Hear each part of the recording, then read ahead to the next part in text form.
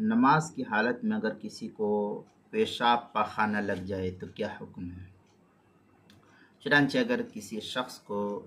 नमाज शुरू कर लेने के बाद पाखाना पेशाब की हाजत हो गई, बौलो बराज की ज़रूरत हो गई, लेटरिन की ज़रूरत हो गई, टॉयलेट की ज़रूरत हो गई, चाहे छोटा हो चाहे बड़ा हो, तो उसको नमाज को तोड़ करके इस ज़रूरत से फरागत के बाद फिर वज़ू करके इत्मीनान से नमाज पढ़ना चाहिए। ख़ाह ये नमाज नफिल हो, सुन्नत हो, फ़र्ज़ हो, वाजिब हो, कोई भी नमाज हो, अकेला नमाज पढ़ रहा हो या इमाम के पीछे जमात के साथ हो, बाहर दो सूरत और इन तमाम सूरतों में नमाज तोड़कर अपनी इस ज़रूरत से, बशरी ज़रूरत से फरागत के बाद फिर इत्मीनान करके वज़ू करे और फिर इत्मीनान के साथ जो है नमाज पढ़े। वरना इस सूरत में जो है बसा औक़ात इंसान को फितरी तौर पर नमाज की तरफ ताल्लुक़ हट जाता है और अपने पेशाब और पाखाने के दबाव का जो है प्रेशर बढ़ करके जो है दिलो दिमाग उसी की तरफ रहता है हर वक्त। इसलिए बेहतर फ़ुक़हा ने ये लिखा है कि इन चीज़ों से फ़ारिग़ होकर के फिर जो है नमाज पढ़नी चाहिए।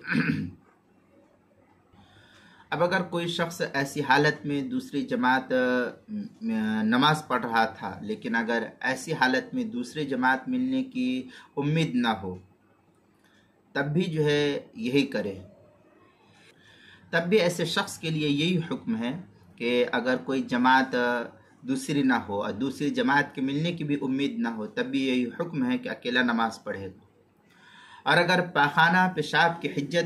हाजत जो है वो शदीद होने के बाद,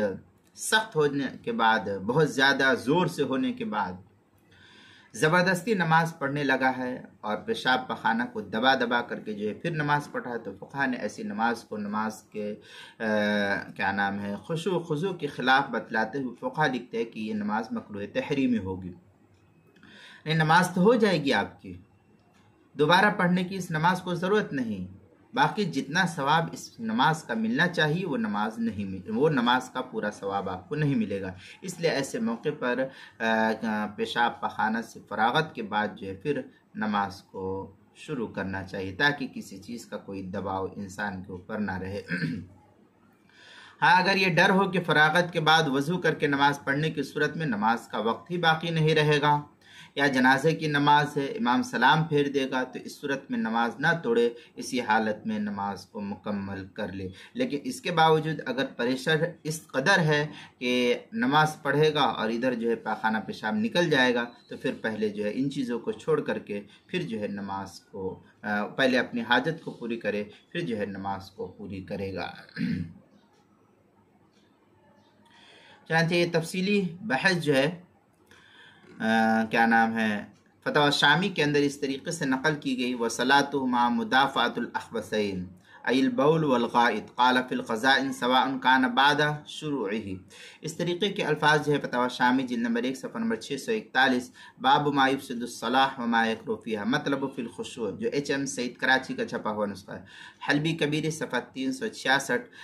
बाब कराहियतिस सलाह, सुहैल एकेडमी लाहौर का छपा हुआ नुस्खा। हाशियतुत तहतावी अला मराक़िबुल फ़लाह सफ़ा 197 बाब मा युफ़सिदुस सलाह फ़स्लुन फ़िल मकरूहात, जो कदीमी कुतुब खाना कराची का छपा हुआ नुस्खा, उसके अंदर नमाज के मसाइल का इंसाइक्लोपीडिया जिल्द नंबर 1 सफ़ा नंबर 253 हुरूफ़ तहजीब पा उन्वान है पाखाना, इसके तहजीब तफसील नकल की गई है।